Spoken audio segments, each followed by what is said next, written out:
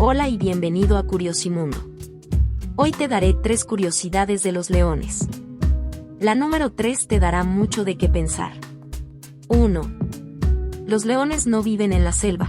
A pesar de la famosa frase "el rey de la selva", los leones no viven en la selva. Su hábitat principal son las sabanas y praderas de África. 2. ¿Sabías que los leones pueden dormir hasta 20 horas al día? 3. Los leones están clasificados como vulnerables debido a la pérdida de hábitat y la caza furtiva. Se estima que podrían estar en peligro de extinción para el año 2050 si no se toman medidas de conservación. Si te gustó el video, suscríbete a Curiosimundo, dale like y comenta.